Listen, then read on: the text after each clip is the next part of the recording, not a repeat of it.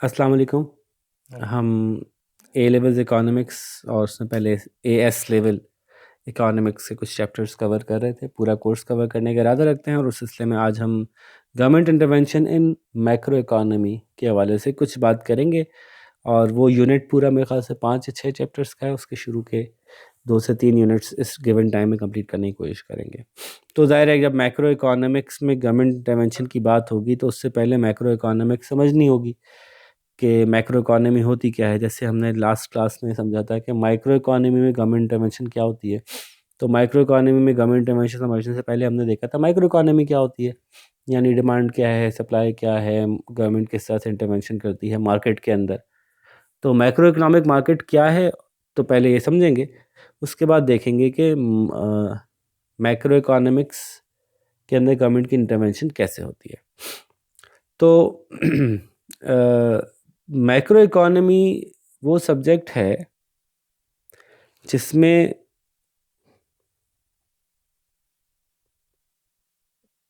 बहुत सारे लोग इंटरेस्टेड होते हैं, ख़ास तौर पे जनरल पब्लिक भी इंटरेस्टेड होती है, क्योंकि ये वो रिजल्ट्स, ये वो फैक्टर्स या ये वो स्टैटिस्टिक्स होते हैं जो पूरे मुल्क के बारे में बता रहे होते हैं कि मुल्क कैसा जा रहा है, मुल्क कहाँ जा रहा है, मुल्क की ये चीज़ कैसे हो रही है।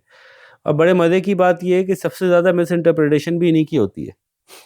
लोग जो हैं सिर्फ वो एक नंबर सुनते हैं और समझते हैं कि इस नंबर को सुनने के बाद उनके पास कोई फैसला करने की सलाहियत आ गई।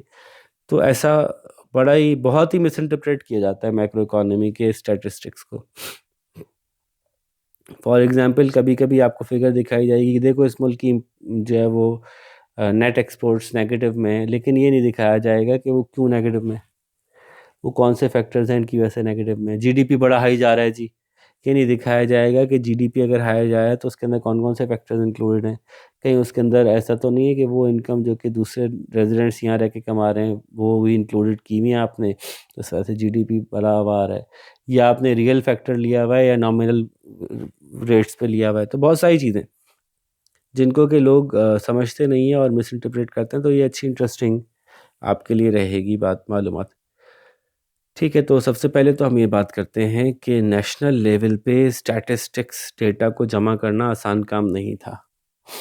पूरे मुल्क में कितना डेटा एग्जिस्ट करता है, कितने लोग प्रोड्यूस कर रहे हैं, ये कैसे जमा किया जाएगा, ये जमा करना आसान नहीं था। और हमने तकरीबन कोई 40s में 1940s के करीब हमने जाके सीखा था कि नेशनल स्टैटिस्टिक्स कैसे जमा किए जा सकते हैं। इंसानों ने जो पहली दफ़ा स्टैटिस्टिक्स नेशनली जमा करना शुरू किए थे 40s में किए थे, ख़ासतौर पे इकोनॉमिक स्टैटिस्टिक्स की बात हो रही है। तो उस ज़माने में ये national accounting, national accountability, national planning के ऊपर फोकसेस थे। तो और मुख्तलिफ अप्रोचेज़ इख्तियार की गई ये जानने के लिए कि पूरे मुल्क की आमदनी कितनी है। ठीक है, तो हम बारी बारी उससे मुतालिक मुख्तलिफ अल्फाज या मुख्तलिफ जो इस्तेमाल होती हैं टर्मिनोलॉजीज़, उनको हम डिस्कस करते जाते हैं। ठीक है, सबसे पहले तो ये समझ लें कि एक चीज़ होती है जीडीपी।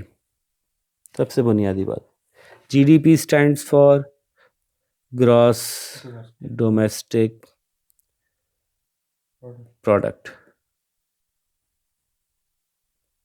ठीक है, अब ग्रॉस डोमेस्टिक प्रोडक्ट का मतलब क्या हुआ। ये टर्म ग्रॉस किस चीज़ का ग्रॉस है, ये डोमेस्टिक से क्या मुराद है, प्रोडक्ट का क्या मतलब है, ये समझ लें, मतलब आसान हो जाएगा और इसी से फिर बाकी चीज़ें भी बाहर आ जाएंगी। डोमेस्टिक का मतलब है वो जो हमारे मुल्क में बनाया गया, चाहे हमारे मुल्क में रहने वाले ने बनाया जो हमारे मुल्क का नेशनल था, चाहे वो उसने बनाया जो हमारे मुल्क का नेशनल नहीं था लेकिन हमारे मुल्क में रह रहा था। जैसे मल्टीनेशनल कंपनी, जैसे कि बाहर से आए हुए लोग जो हमारे मुल्क में काम कर रहे हो, इमिग्रेंट्स, चाहे वो पैसा बाहर भेज रहे हो, अगर हमारे मुल्क में बना है तो आएगा काउंटिंग में, इसलिए इसको डोमेस्टिक कहते हैं।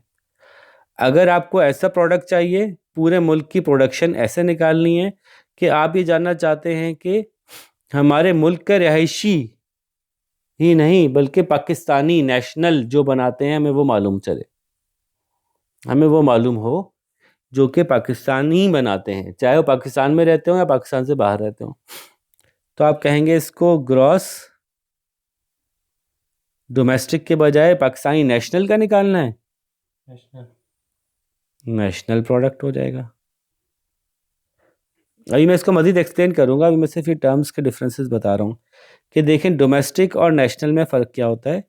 कि डोमेस्टिक कहते हैं ऐसी प्रोडक्शन को जिसमें एक मुल्क की जोग्राफियाई बाउंड्रीज के अंदर होने वाली प्रोडक्शन को गिना जाता है, और नेशनल कहते हैं उस प्रोडक्शन को जिसमें कि उस मुल्क के जो बाशिंदे हैं, चाहे वो उस मुल्क में रहते हैं या उस मुल्क से बाहर रहते हैं, सिर्फ उनका प्रोडक्ट गिना जाता है। ठीक है, अब ग्रॉस की बात कर लें। टोटल ग्रॉस और से उल्टी टर्म क्या होती है, ग्रॉस डोमेस्टिक प्रोडक्ट है तो एक बचा होगा नेट डोमेस्टिक प्रोडक्ट। ग्रॉस का जो अपोजिट है वो नेट हो जाता है। तो ग्रॉस और नेट में क्या किस चीज़ का फ़र्क आता है? ग्रॉस और नेट में फ़र्क इस चीज़ का आता है, मुख्तलिफ शोबों में इस ग्रॉस और नेट को अपने अपने हिसाब से इस्तेमाल करते हैं।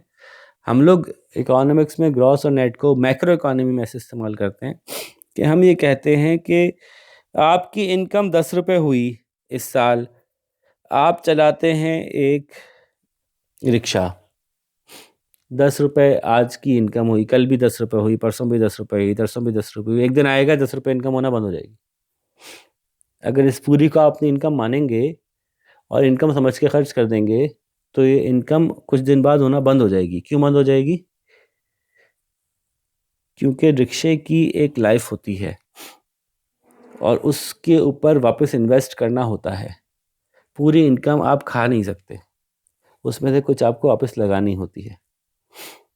तो अगर आप कहते हैं इस साल मैंने, आज के दिन मैंने क्या कमाया, तो आप कहेंगे मैं 10 नहीं कमाया, मैंने 9 कमाया। 1 रुपया आप बचा लेंगे रिक्शे में लगाने के लिए, ताकि आप आइंदा भी 9 कमाते रहें।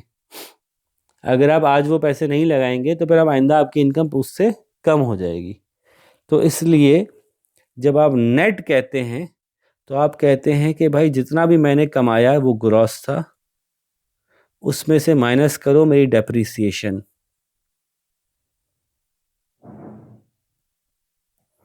तो जो निकल के आता है वो नेट होता है।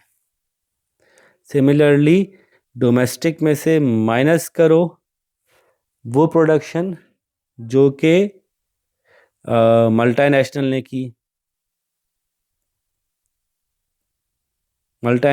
की, या उन्होंने की जो नॉन रेजिडेंट्स थे, नॉन पाकिस्तानी थे। नॉन पाकिस्तानी और मल्टीनेशनल की प्रोडक्शन को माइनस करो, ऐड करो उस प्रोडक्शन को जो नॉन रेजिडेंट्स ने की और वहां वापस भेजी।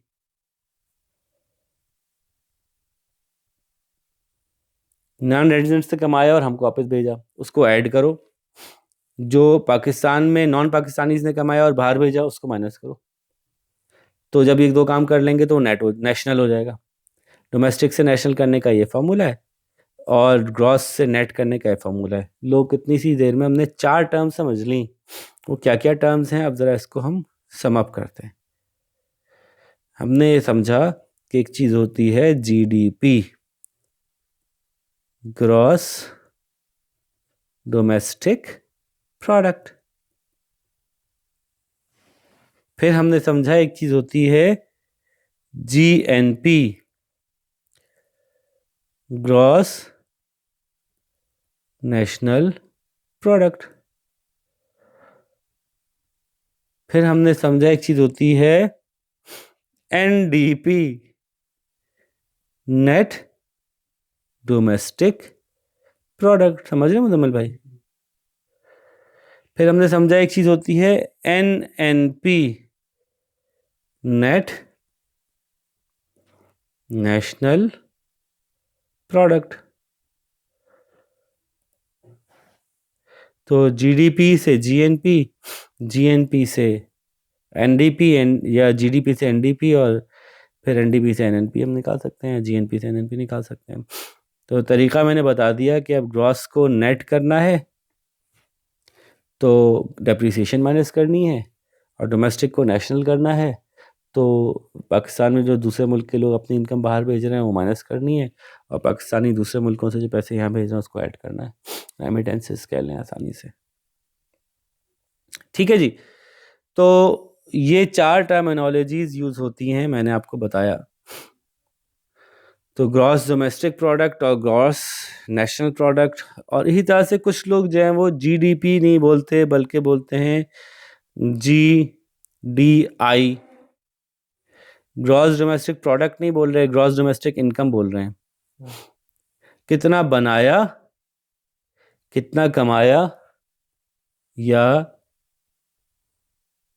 कितना खर्च किया।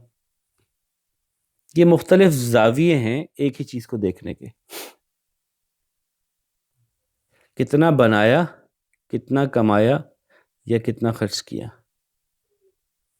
ठीक है, तो ये अभी हम आगे देखते हैं, थोड़ी देर बाद इस पे पूरा चैप्टर है चूंकि आपका, तो हम उसको वहाँ देख लेंगे कि जीडीपी और जीडीआई और जीडीई जो है वो सब एक ही चीज़ है और वो कैसे एक होती है, जब हम सर्कुलर फ्लो ऑफ इनकम समझेंगे।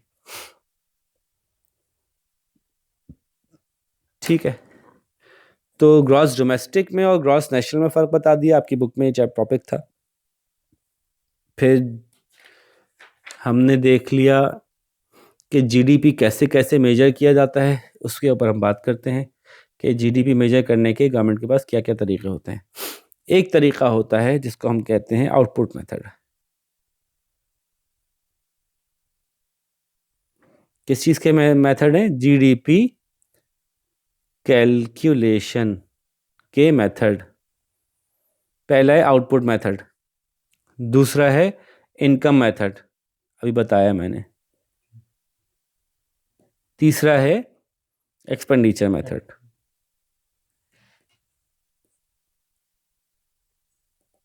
ठीक है जी। तो आउटपुट मेथड का क्या मतलब होता है? आउटपुट मेथड का मतलब होता है मुल्क में बनने वाले सारे सामान को ऐड कर लो, उनकी प्राइसेस को। जितना भी बन रहा है मुल्क में, कितना गंदम बना, प्राइस ऐड कर लो, कितनी गाड़ियाँ बनी, उनकी प्राइस को ऐड कर लो, कितने चश्मे बने, प्राइस को ऐड कर लो, कितनी बिजली बनी, प्राइस को ऐड कर लो। हर वो चीज़ जो मुल्क में बन रही है उसकी प्राइसेस को ऐड कर लो, तो आपको आउटपुट मेथड के तहत मुल्क का जीडीपी पता चल जाता है। बस इसमें एक बात का ख्याल रखना होता है, क्या कि इसमें डबलिंग होती है, डबल काउंटिंग होती है। आपने कहा कि गंदम बना 100 रुपए का, गंदम एक बंदे ने खरीदा, उस गंदम की ब्रेड बना के बेच दी 150 रुपए की। ब्रेड एक बंदे ने खरीदी, ब्रेड का सैंडविच बना के बेच दिया 250 रुपए का। आपने काउंट कर लिया इसको 100 और 150, 250, 250, 250, 500, जबकि एक्चुअली ये 250 है। फाइनल प्रोडक्ट एक ही चीज़ से निकला है। तो ये डबल काउंटिंग हो जाती है, मल्टीपल टाइम्स काउंटिंग हो जाती है एक ही प्रोडक्ट की। इसलिए फिर क्या करते हैं कि जो सेम सप्लाई चेन में होती हैं चीज़ें, उनको अंदर उसकी फाइनल प्राइस नहीं ऐड करते बल्कि वैल्यू एडिशन ऐड कर देते हैं। कि गंदम तो 100 रुपए का था, जब उसकी ब्रेड बनाई तो उसने कितने ऐड किए, उसमें 150 ऐड किए, तो प्लस 150, नहीं 50 ऐड किए, सॉरी, तो प्लस 50। फिर जब ब्रेड वाले के बाद सैंडविच वाला गया, तो सैंडविच वाले ने मार्केट में बेचा, तो पुरानी प्राइस के अंदर उसने 100 ऐड किए, तो प्लस 100, तो टोटल 250 की प्रोडक्ट आ गई हमारे पास।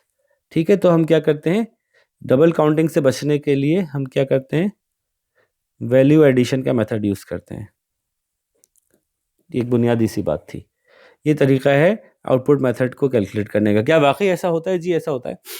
और पूरे मुल्क की जो प्रोडक्शन है उसको मॉनिटर किया जाता है कि क्या चीज़ कहाँ बन रही है, और उसको रिपोर्ट किया जाता है, उसकी बुनियाद पे जो है वो डिसीजंस होते हैं। तो ये मेथड जो है वो एग्जिस्ट करता है, ऐसे किया जाता है। दूसरा मेथड है इनकम मेथड। इनकम मेथड क्या हो गया, क्या हुआ कि जितने भी सेक्टर्स हैं, जितने भी लोग हैं इकोनॉमी में, सबकी आमदनी को काउंट कर लो, ये कौन कौन क्या क्या कमा रहा है, सबकी इनकम्स काउंट करें, ऑटोमेटिकली हमारे पास टोटल इनकम्स आ जाएंगी, जिसको हम कहेंगे ये हमारा जीडीपी है, ये हमारी प्रोडक्शन है।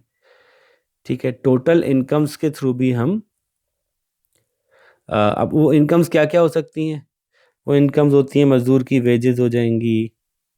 ठीक है, जितने भी मज़दूर या ऐसा लोग जो कि सैलरी पे हैं, वेजेस एंड सैलरीज हो जाएंगी, वो नहीं होंगी जिनको के दिए जाते हैं।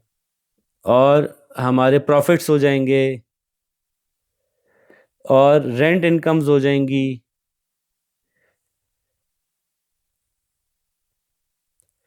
ठीक है। और कोई इनकम्स लिखी है हमारे पास?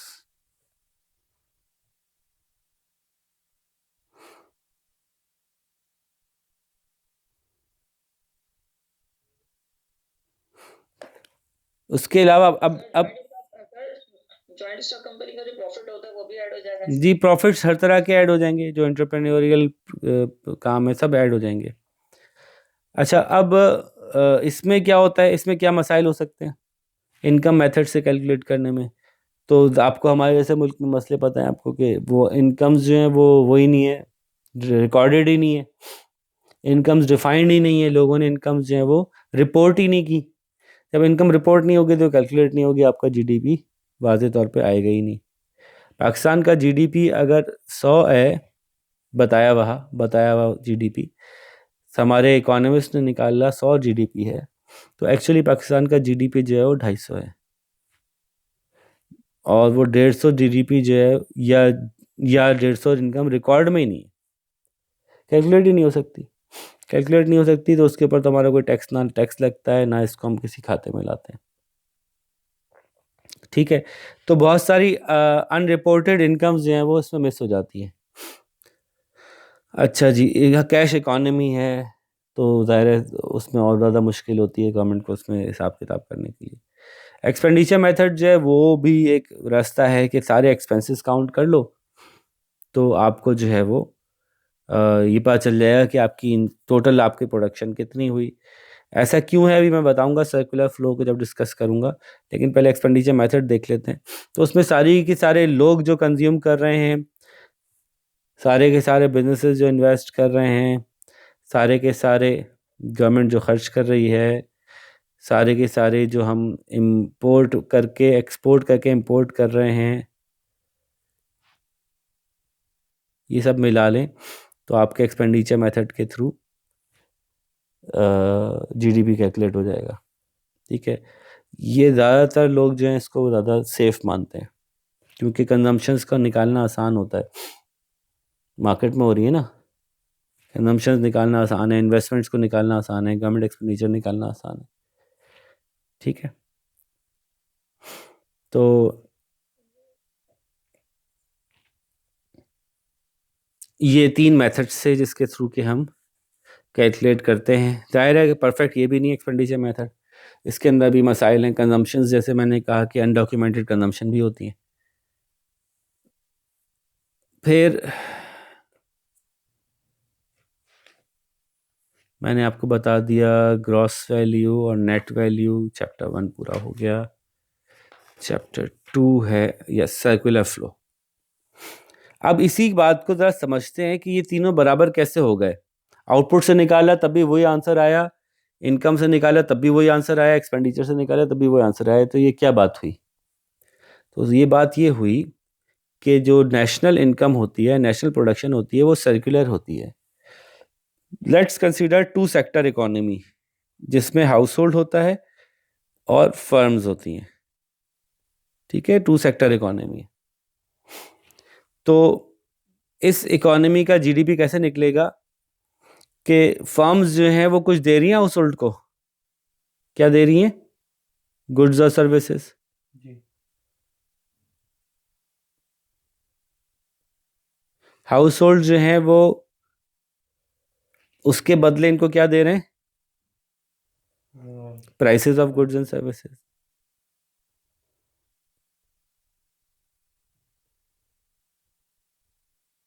ठीक है। हाउस होल्ड एक और चीज दे रहे हैं इन लोगों को, वो है अपना लेबर। ठीक है।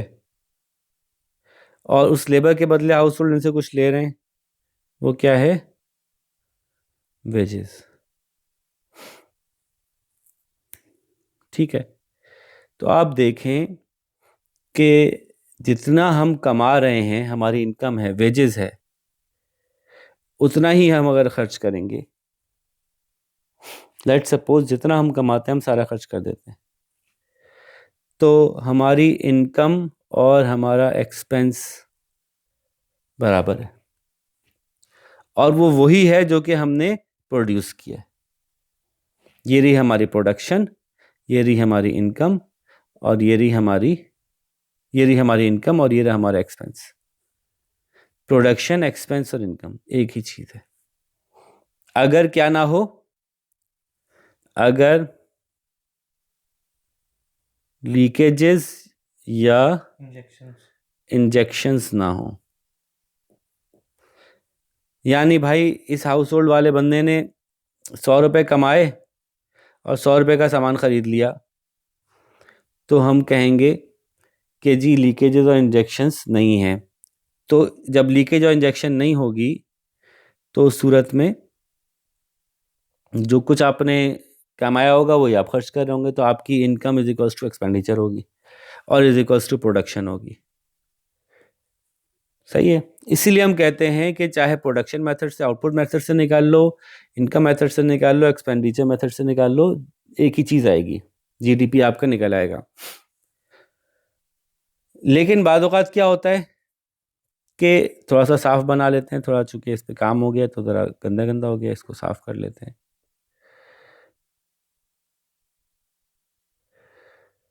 फॉर एग्जाम्पल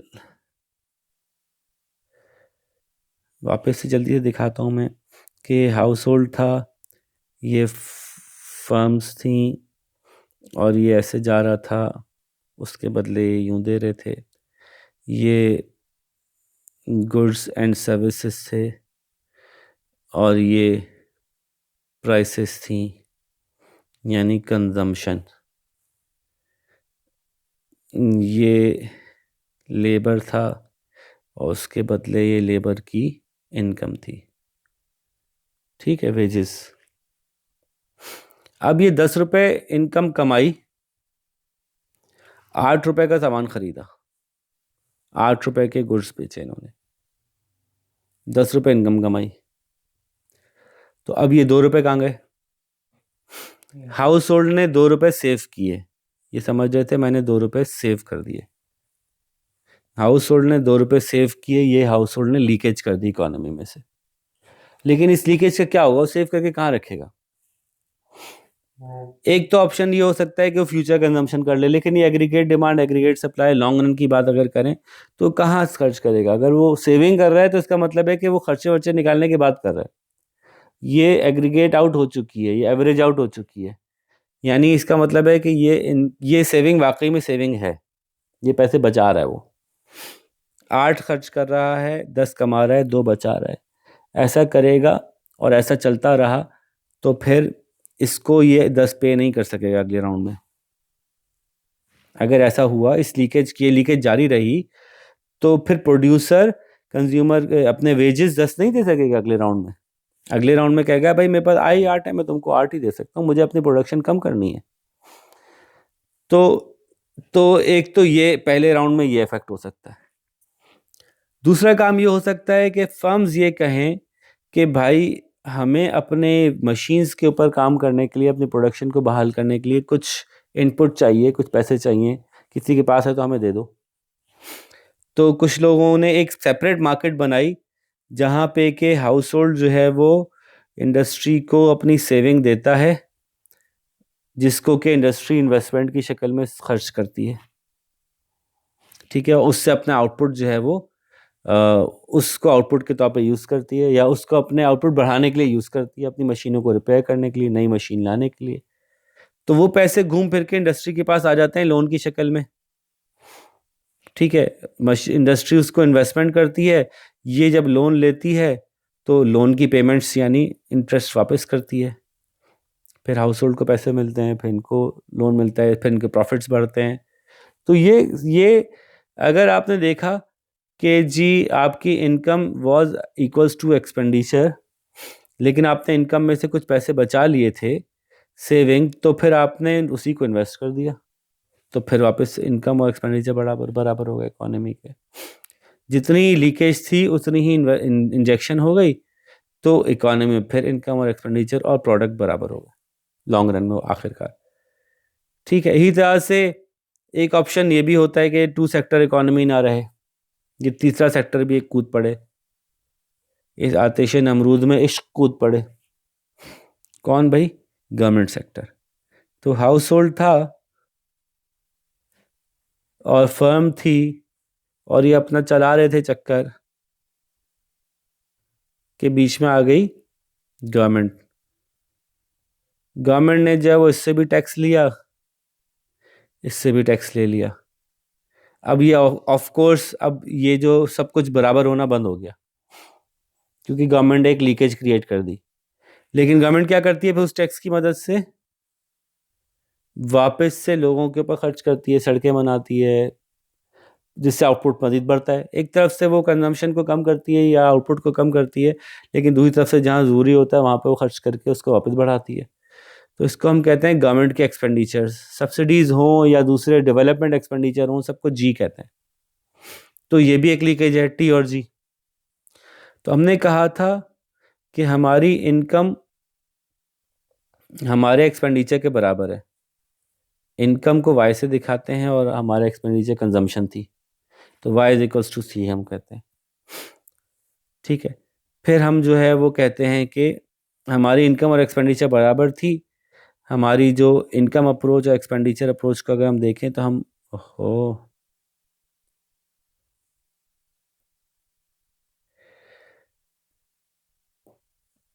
लेकिन हमारी एक लीकेज आ गई सेविंग, तो लेकिन हमने उसको कहा कि अगर इन्वेस्टमेंट बराबर से हो जाए तो फिर इक्वल हो जाती है। हमने कहा कि एक हमारी लीकेज आ गई टैक्स, हमने कहा लेकिन अगर गवर्नमेंट उस पर खर्च कर दे तो बात फिर बराबर हो जाएगी। फिर हमने कहा कि एक लीकेज और हो सकती है, एक और एक्सटर्नल सेक्टर ऐड कर देते हैं हम, एक्सटर्नल सेक्टर या इंटरनेशनल सेक्टर। इंटरनेशनल सेक्टर में एक लीकेज जा रही है, उसको कहते हैं इंपोर्ट, पैसे हम बाहर भेज रहे हैं, तो उस लीकेज को बंद किया जा सकता है एक्सपोर्ट के थ्रू, कि जितना आपने इंपोर्ट किया उतना ही आपने एक्सपोर्ट कर दिया, फिर पैसे बराबर हो गए, फिर आपकी जो है वो इनकम और कंजम्पशन सेम हो गई। ठीक है, सेविंग जो है वो इन्वेस्टमेंट के बराबर है, आपकी इंपोर्ट जो है वो एक्सपोर्ट के बराबर है, तो आपकी जो इनकम है वो आपके प्रोडक्ट या आपके एक्सपेंस के बराबर होगी। ये है सर्कुलर फ्लो ऑफ इनकम का कॉन्सेप्ट, कि आपको आपके मुल्क में जो निकालना आसान हो आप वो निकालो, तो आप उससे अपने मुल्क का प्रोडक्ट निकाल सकते हो, एक्सपेंस निकाल सकते हो, इनकम निकाल सकते हो। लेकिन आपके ध्यान में ये होना चाहिए कि अगर ये इक्वल नहीं है तो इसको बैलेंस करके ऐड ऑन करना पड़ेगा। अगर क्योंकि इक्वल होता नहीं है एक्चुअली, तो अगर इक्वल नहीं है तो फिर इसके हिसाब से एडजस्टमेंट कर लेना। तो ये था circular flow of income. Open economy ऐसी इकोनॉमी होती है जिसमें कि इंटरनेशनल सेक्टर शामिल होता है। क्लोज्ड इकोनॉमी वो होती है जिसमें इंटरनेशनल सेक्टर शामिल नहीं हो सकता होता। जी सवाल बोलिए। आपने ये कहा ना कि अगर इक्वल नहीं है तो हम एडजस्टमेंट कर देंगे, तो एडजस्टमेंट कैसे करेंगे? एडजस्टमेंट अपनी इंफॉर्मेशन के मुताबिक करेंगे। फॉर एग्जांपल आपने कहा कि मैंने अपने मुल्क की सारी निकाल ली जनाब, कंजम्पशन निकाल ली, गवर्नमेंट के एक्सपेंडिचर निकाल लिए, ठीक है, और मैंने इंपोर्ट एक्सपोर्ट निकाल ली, और मैंने उसमें जो है वो इन्वेस्टमेंट निकाल ली। तो क्या ये मेरी प्रोडक्शन होगी? और मुझे पता चला कि मेरी प्रोडक्ट या मेरी क्या ये मेरी इनकम होगी? ये तो मैंने अपने एक्सपेंस निकाल लिए, ये भी एक्सपेंस है, ये भी एक्सपेंस है, ये भी एक्सपेंस है, इसको भी चले नेट फैक्टर है ये बाहर के सेक्टर का, इसको छोड़ते हैं 1-2 मिनट के लिए। ये भी मेरे एक्सपेंस है सारे। जब मैं सारे एक्सपेंस कैलकुलेट कर लूँ तो क्या मैं कह सकता हूँ कि ये मेरी इनकम भी है? तो ये तभी होगा जब I is equals to S होगा। अगर S ज़्यादा था I से तो मैं मैग्नीट्यूड मालूम करके बोलूँगा कि मेरी इनकम एक्चुअली ज़्यादा थी एक्सपेंडिचर से। इस साल मेरी इनकम मेरे एक्सपेंडिचर से ज़्यादा थी, इनकम अप्रोच से अगर मैंने कैलकुलेट किया तो एक्सपेंडिचर अप्रोच कैलकुलेट करने के मुकाबले में कम ही होगी। तो मुझे ये मालूम होना चाहिए कि मेरी आई और एस बराबर है कि नहीं है। नहीं है तो बता सकता हूँ कि मेरी इनकम मेरे एक्सपेंडिचर के मुकाबले में ज़्यादा थी। ठीक है, और ये मालूम हो जाता है, आप अपने बैंक्स के और मुख्तलिफ रेट्स के थ्रू कैलकुलेट कर लेते हैं कि आपके मुल्क में सेविंग ज़्यादा हो रही है, इन्वेस्टमेंट ज़्यादा हो रही है, बैंकों के पास सरप्लस पैसा पड़ा हुआ है या बैंक डिमांड कर रहे हैं और पैसा चाहिए और पैसा चाहिए, इन्वेस्टमेंट ज़्यादा हो रही है। आपकी गवर्नमेंट ने टैक्स ज़्यादा लगाया या एक्सपेंडिचर ज़्यादा किया? अगर गवर्नमेंट ने टैक्स ज़्यादा लगा दिए लेकिन एक्सपेंस कम किया हुआ है तो इसका मतलब है आपकी इनकम ज़्यादा है, एक्सपेंस कम है। तो आप वो एडजस्टमेंट यहाँ पे करेंगे कि जब आप ये बता रहे होंगे कि हमारी इनकम क्या है, तो फिर आप उसमें एडिशनल वो अमाउंट शामिल करेंगे जो कि गवर्नमेंट ने टैक्स लिया था लेकिन खर्च नहीं किया था। ठीक है, तो ये मैं कह रहा था कि एडजस्टमेंट की जाएगी जब आप एक को दूसरे के बराबर कह तो रहे होंगे लेकिन आपको पता होगा कि एक्चुअली बराबर में है नहीं, तो फिर जो रिमेनिंग एडजस्टमेंट है वो आप कर लेंगे। अच्छा, ये सारी कैलकुलेशंस जो हैं ये ऑफ कोर्स ट्रांसपेरेंट इकोनॉमीज, ऐसी डॉक्यूमेंटेड इकोनॉमीज जहाँ पे के डेटा अवेलेबल है विदाउट एनी फजिंग और वाकई कैलकुलेट किया जा रहा है अच्छे तरीके से, तो ये वहाँ पे ज़्यादा इफ़ेक्टिवली होता है। बहरहाल करते सभी लोग हैं, सभी मुल्क कैलकुलेट करने की कोशिश तो करते हैं। हमारे पास 2-3 डिपार्टमेंट्स हैं जो बैक वक्त ये काम करने की कोशिश करते हैं। हमारी मिनिस्ट्री ऑफ फाइनेंस है, वो कोशिश करती है कि कुछ डेटा कलेक्ट करे। हमारे स्टेट बैंक ऑफ पाकिस्तान है, वो कुछ डेटा कलेक्ट करता है, उसको डिस्ट्रीब्यूट करता है।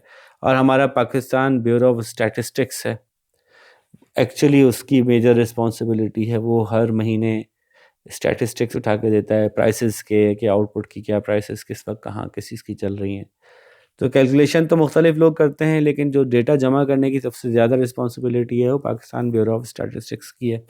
वो ये इन्फॉर्मेशन जमा करके देता है, उसी के तहत सेंसस होती है।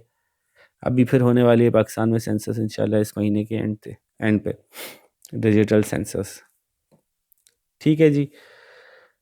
अच्छा जी, इसी तरह से हमारी इनकम और एक्सपेंडिचर और हमारा अगर टू मॉडल देखें, टू सेक्टर मॉडल देखें, तो एक चीज़ होती है, इसको हम कहते हैं ये हमारा जीडीपी है।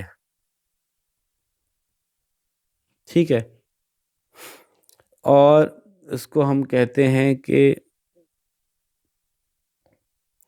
इस जीडीपी पे, जो भी हमारा जीडीपी है, इस जीडीपी पे हमारी सेविंग और इन्वेस्टमेंट का क्या मामला है।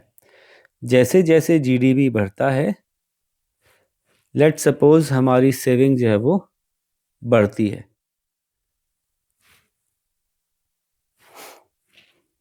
ठीक है, ये ज़ीरो की लाइन है।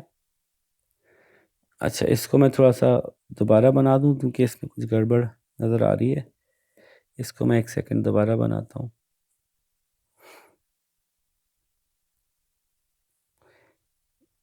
ये जीडीपी की लाइन है। ये मुजम्मिल भाई डायग्राम देखी थी आपने? जी। ये ज़ीरो है,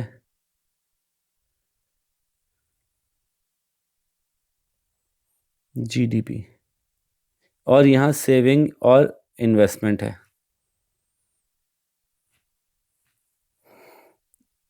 और हम सेविंग क्या का कर वैसे बनाते हैं। इसका मतलब क्या है कि ये तो ज़ीरो की लाइन है। जी। कुछ वक्त ऐसा होता है कि जब कंट्री अपना जीडीपी यानी अपनी प्रोडक्शन के शुरू के फेजेस में होता है, तो वो सेविंग नहीं हो रही होती, लोन ले रहे होते हैं लोग, इसलिए ये माइनस में दिखाई गई है। ठीक है, और फिर एक वक्त आता है कि एक सर्टेन पॉइंट के बाद फिर ये प्लस में आना शुरू हो जाती है सेविंग। जैसे जैसे जीडीपी बढ़ता है सेविंग प्लस में आती चली जाती है, सेविंग भी बढ़ती जाती है। और सेविंग के एतबार से ही किसी एक जगह जो है वो हमारा तय होता है कि हमारे ये जीडीपी अभी चल रहा है इस साल। जो हमारा जीडीपी चल रहा होता है सेविंग को इंटरसेप्ट करती हुई वहीं हमारी इन्वेस्टमेंट होती है। Saving is equals to investment, saving investment के इक्वल है। और उसी पॉइंट पे डिसाइड होता है कि इस वक्त हमारा जीडीपी ये है। ठीक है, तो ये एक क्रूड सी डायग्राम है, ये रियल डायग्राम नहीं है, ये सिर्फ आपको कुछ फंक्शंस एक्सप्लेन करने के लिए बना के दिखाई जाती है ताकि आप ये देखें कि इकोनॉमी किस तरह से बिहेव कर रही है। अच्छा जी, ये तो जीडीपी के ऊपर मैंने पूरी की पूरी सेविंग दिखा दी, और फिर ये वो एरिया है जहां सेविंग इन्वेस्टमेंट से ज़्यादा थी, और ये वो एरिया है जहां इन्वेस्टमेंट सेविंग से ज़्यादा थी। ठीक है, ओके, तो हम यहाँ पे अपने आप को खड़ा पाते हैं जहाँ पे saving is equals to investment है।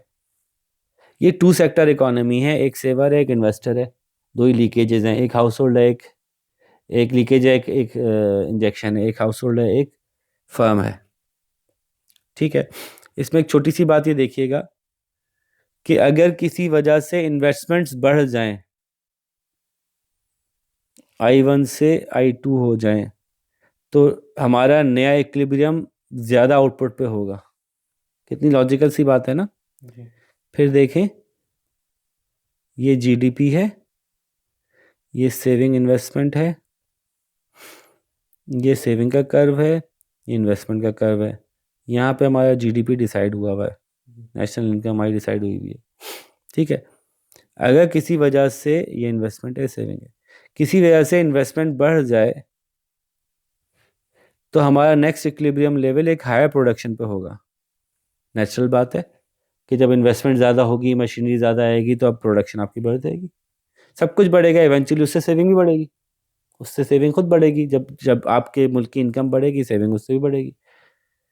ठीक है, अगर हमारी सेविंग बढ़ जाए तो उससे हमारा जीडीपी कम हो जाएगा, क्योंकि सेविंग क्या है, एक लीकेज है। देखें, जीडीपी है, सेविंग है, इन्वेस्टमेंट है, यहाँ पे खड़े थे हम, इन्वेस्टमेंट सेविंग जीडीपी। अगर हमारी सेविंग बढ़ती है, इसीलिए हम कहते हैं, क्योंकि इस ग्राफ में सेविंग और इन्वेस्टमेंट वाई एक्सिस पे हैं, ये डिमांड और सप्लाई का ग्राफ नहीं है, तो इसमें सेविंग बढ़ने के लिए अपवर्ड शिफ्ट करेगी, जैसे इन्वेस्टमेंट ने बढ़ने के लिए अपवर्ड शिफ्ट किया था। ठीक है, I से I2 हो गई थी, I1 से I2, तो सेविंग अब बढ़ने के लिए अपवर्ड शिफ्ट करेगी, S1 से S2 हो जाएगी।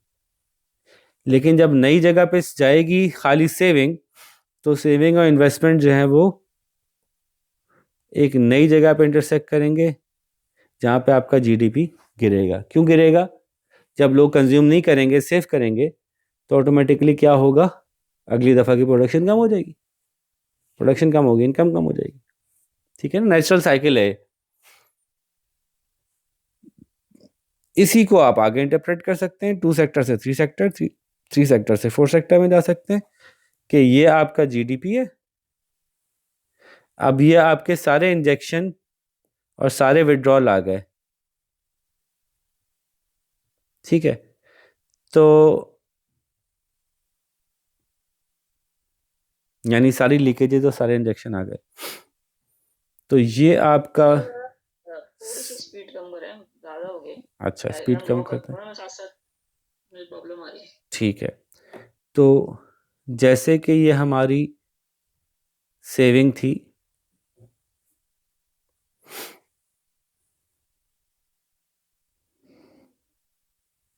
सेविंग क्या थी, एक इंजेक्शन थी, वो एक लीकेज थी, है ना, सेविंग एक लीकेज थी, और एक और लीकेज भी हमने डाल दी इसके साथ साथ।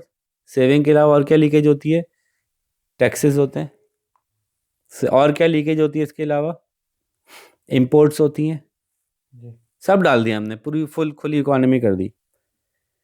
तो सेविंग और टैक्सेस और इंपोर्ट्स अगर लीकेज हैं, तो इंजेक्शन क्या होते हैं, वो सारे ऐसे आ गए, सेविंग के बदले इन्वेस्टमेंट, टैक्सेस के बदले गवर्नमेंट एक्सपेंडिचर, और इंपोर्ट के बदले एक्सपोर्ट। गवर्नमेंट एक्सपेंडिचर में सब्सिडीज आती हैं, सब्सिडीज भी आती हैं, डेवलपमेंट एक्सपेंडिचर भी आता है। ठीक है, तो जहाँ पे ये मीट करते हैं, अगर ये दोनों मीट कर रहे हैं, जो कि हमारी एजम्पशन है, तो उस जगह पे हमारा जीडीपी डिफाइन होता है, जहाँ पे C+I+G+NX हमारी S+T+M I+G+X के बराबर होता है। सेविंग, टैक्स और import, investment, government expenditure, X. जी। 4 सेक्टर इकोनॉमी अब बता 4 सेक्टर में चले गए हम। पहले हम 2 सेक्टर में थे, जिसमें हम सिर्फ सेविंग और इन्वेस्टमेंट ले रहे थे। तो अब हम आ गए 4 सेक्टर में। सेविंग के साथ साथ हमने टैक्स भी लगा दिया और इंपोर्ट भी लगा दी, और इन्वेस्टमेंट के साथ साथ हमने और भी इंजेक्शंस ले लिए। ये हमारे लीकेजेस हैं, ये हमारे इंजेक्शन है। तो हम कहते हैं कि हमारे एक्सपेंस हमारी इनकम के बराबर तब होते हैं जब सारी सेविंग, सारे लीकेजेस, सारे इंजेक्शंस के बराबर हों। तो जहाँ लीकेज और इंजेक्शन बराबर हो गए, वहाँ हमने अपनी इनकम मार्क कर ली, ये हमारी इनकम हो गई।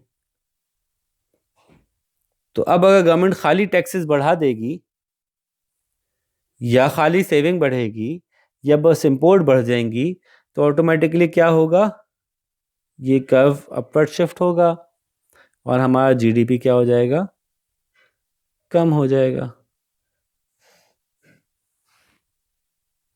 बहुत नेचुरल सी बात है। इंपोर्ट बढ़ गई, लीकेजेस में से कोई भी चीज़ बढ़ जाएगी और कॉरिस्पॉन्डिंगली इंजेक्शन नहीं बढ़ेगा, तो नतीजतन क्या होगा कि हमारा जीडीपी कम हो जाएगा, हमारी इनकम कम हो जाएगी, हमारी प्रोडक्शन कम हो जाएगी।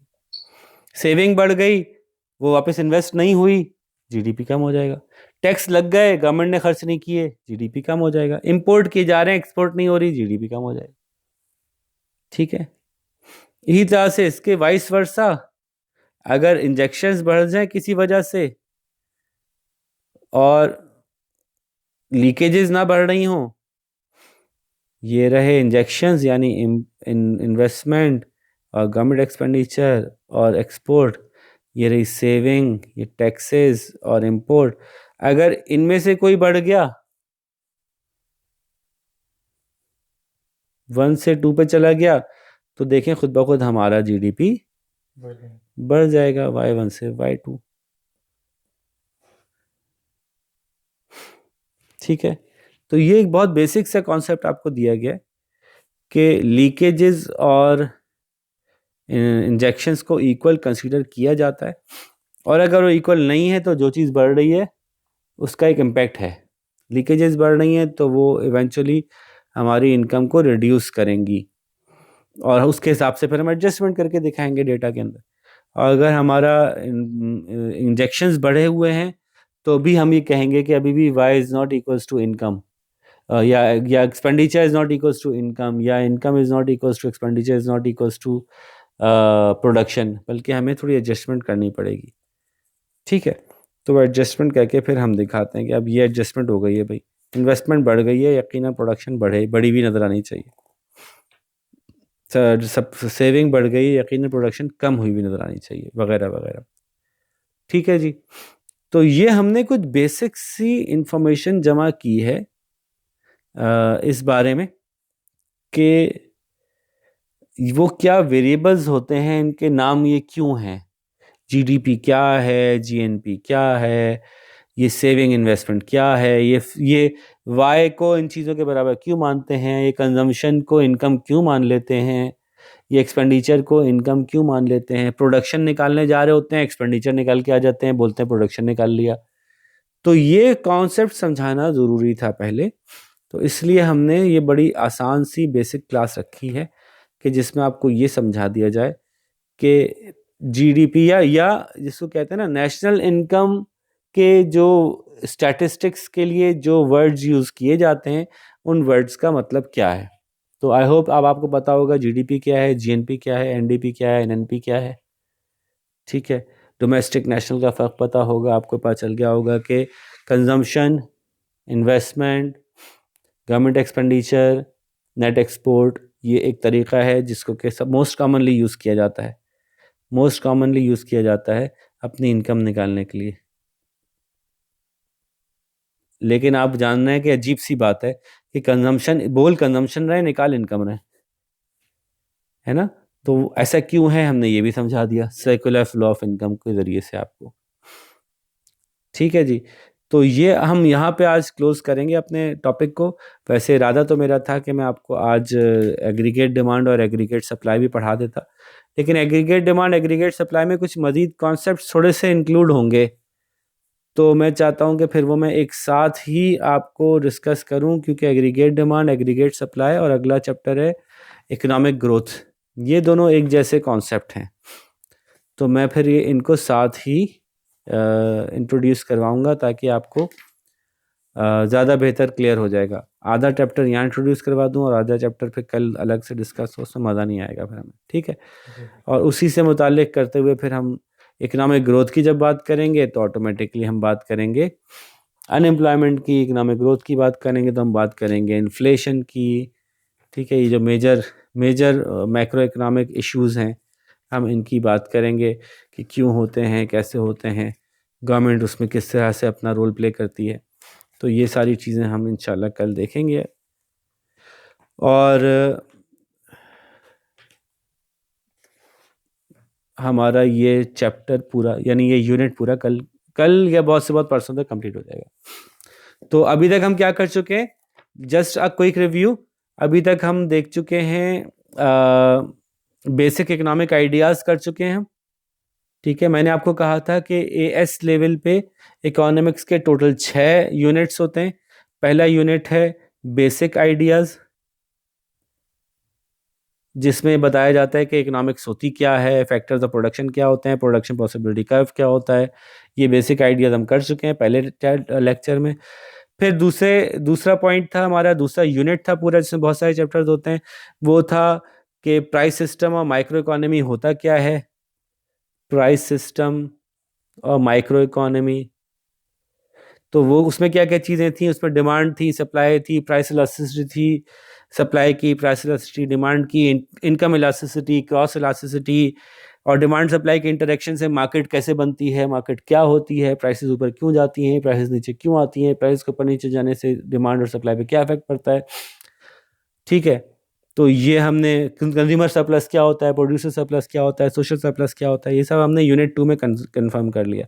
फिर हमने इस यूनिट 2 में जब ये मार्केट के बारे में जान लिया, माइक्रो की मार्केट के बारे में, तो हमने देखा कि माइक्रो की मार्केट में गवर्नमेंट क्यों घुसती है और कैसे इंटरेक्शन माइक्रो की मार्केट से गवर्नमेंट करती है और उन इंटरवेंशंस का क्या नतीजा निकलता है। उसमें हमने काफ़ी मनफी बातें भी की, थोड़ा सा रोए धोए हम इस बारे में कि गवर्नमेंट की इंटरवेंशन माइक्रो के अंदर क्या क्या नतीजे निकालती है। तो बहरहाल थोड़ा सा हम क्लासिकल इकोनॉमिस्ट हैं तो इसलिए हम इस पर ज़रा इस तरह की बात करते हैं। तो हमने तीसरा यूनिट देखा कि गवर्नमेंट्स इंटरवेंशन इन माइक्रो इकोनॉमी।